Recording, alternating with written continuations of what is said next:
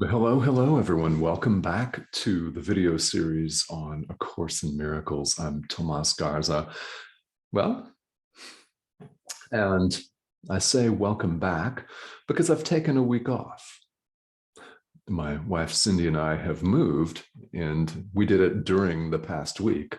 So what you see surrounding you is a sea of boxes and shelves that aren't yet put together, but I've got my desk and the microphone, which is right here. And of course, I've got the computer, and I've got my copy of A Course in Miracles right down here. So I'll be referring to that. And thank you all for tuning in, whether you are joining me from the YouTube channel for Enlightened World Network, or whether you're coming from my own personal YouTube channel, welcome. And well, we'll get the art up, we'll get all the light and acoustics ready to roll, but let's not delay any further. Yes, let's not delay enlightenment any further, shall we? Shall we continue to progress on the path? Yes? Yeah, I think so. This is true. It's an interesting lesson, isn't it? Because this is true regardless of our circumstances. We tend in the world, and we do it all the time, to use our circumstances as an excuse, don't we? We say, well, I'm rounding into shape for this, or I'm getting organized for that, or at some future date, when I have this perfect office, I'll continue my live thread. Yeah, we say all kinds of things like that. But there's no time like the present, because there is no time but the present to take action, to do it. Okay. That was Jesus saying that. I just, he said it through me. That's all. So where we left off last time was a really wonderful idea, and that was lesson 313 in the workbook for students. That is now, let a new perception come to me, the real world as talked about and described in A Course in Miracles, the world forgiven, the world as a wholly benign place, wholly and completely, totally holy, without attack thoughts, where everyone, including ourselves, is perfectly forgiven. That can be described also as the vision of Christ, which is what we're asking for. Right? It's what we're praying for. It's what we're asking our inner teacher for in the practice of A Course in Miracles. So however you incorporate this material into your spiritual practice, that's the gist, is we want to see things differently. The vision of Christ, that's lesson 313. Now, lesson 314 that we're going to cover today is, I seek a future different from the past. Oh yeah, right? I think we can all relate to this one. I seek a future different from the past. Yeah. Well, we do this in the world, and we don't usually approach this the right way.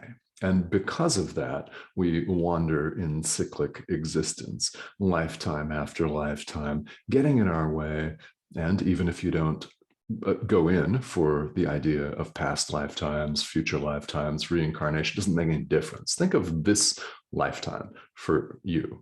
However many years you've been alive, how often do you think you've gotten in your own way and made the same mistakes over and over? Honestly. I mean, it's one of those things, is it not? Because when we're really honest with ourselves, we have to admit that we've done this more times than we can even count. So when we say, I seek a future different from the past, here is the take from A Course in Miracles, which is the one that I invite you to really consider and adopt. We spend all of our time pretty much in the past. And you could say that we spend a lot of time in the future as well, worrying about what tomorrow's sales meeting is going to look like, or whether we'll be able to pay a certain bill on time, whether we're going to get the outcome that we desire in a business transaction. I don't know, whether we call a company and get a real person instead of being on hold for 30 minutes. I don't know, right? We spend so much of the present moment either dwelling on the past or thinking about future events that are not here. That's obvious, isn't it? They may or may not come to pass. But what we're really doing is we're dwelling on the past. Why? We believe the future is going to follow the past. We completely skip over the present moment, which is why it's so valued and so emphasized in spiritual traditions. Whether you are a practitioner of an Eastern tradition, such as Buddhism or Hinduism, or not, the present moment is all we have. And what we're doing is we're mostly living in the past. We literally see the past, which is a completely different set of conversations. But we believe in our error that the future is going to be like the past. Therefore, we're attempting to control it because we don't like the past. Or we love the past and we're attempting to manipulate the future to be exactly like the past and setting ourselves up for a future disappointment when the future does not conform to our expectations of what happened before, when people don't behave the way they did 25 years ago. For example, it's a lot of past. So when do we seek the future different from the past? Yeah. Yep. Right now. In the present moment, that is where all of the action is. Think about it. When you're thinking about the past, yesterday, for example, when are you thinking about that? Not yesterday, right now. If you're thinking about tomorrow, when are you thinking about tomorrow? Exactly, right? Right now. So what we do is we seek a future different from the past by bringing our awareness to the present moment. We change our minds about how we use the present, and we set the intention, and not just set the intention, but we actually do this, act upon it, practice, yes. We intend to use the present moment to set the future free. What do I mean by that? Forgive the past, release it. What happens when you do this? It no longer controls and governs your thoughts in the present moment. So it no longer influences the future. You're using the present moment to extend into the future. Now, future events don't exist.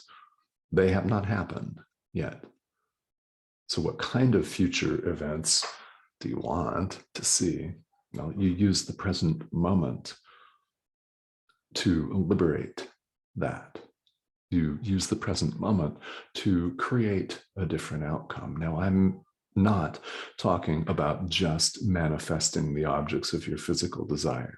Sexual pleasure, great booze, a new house, which we've just brought into being here.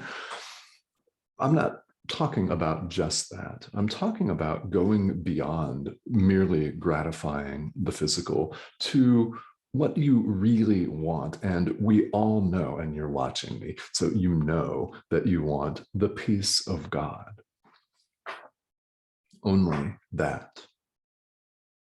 This is one of the central themes and central lessons of A Course in Miracles, is for us to seek only the peace of God. First of all, it's to recognize that we want that. then recognize we want that above all else, and then naturally seek only that.